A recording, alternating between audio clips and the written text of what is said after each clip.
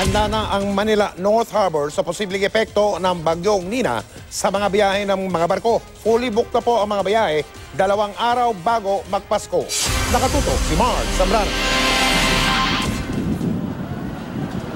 Biyaheng Bacolod, Iloilo, Palawan, Cebu at Butuan ang mga barkong nagmumula dito sa Manila North Harbor. Dahil peak season, 2 hanggang 3 barko ang babiyahe kada araw.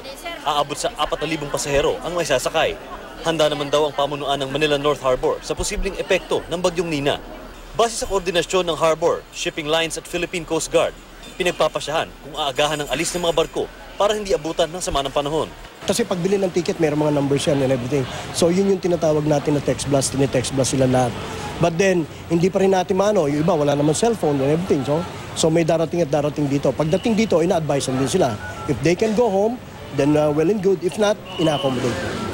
Sakaling maipit sa pantalan, sinisigurong nasa ligtas na holding areas din ang mga pasahero. Maigpit ang seguridad sa baggage screening area kung saan ine-x-ray ang lahat ng bagahe. Naglilibot din ang K9 units.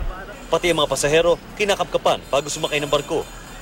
Bawal isakay ang lahat ng uri ng paputok, replika o laro ang baril, mga patalim o matutulis na bagay, at mga lumiliyab o nakalalasong kemikal. Bawal din ang bomb jokes. Puno na din ang ticketing area sa dami ng mga bumibili at pahirapan na ang tickets ng walk-in passengers. Handa na rin ang Passenger Assistance Station ng Philippine Coast Guard. Si Julieta Cubol, nakapag-alok pa ng manicure habang nag-aabang. Hindi naman kinakabahan ng mga pasahero sa paparating na bagyo. Hindi man kami matakot, sir. Basta doon na lang sa barko. Sanay ba? Sanay kayo sa barko? Sanay na po. Paano kung abutan ng masamang panahon sa gitna ng... Magdasal na lang sir ng...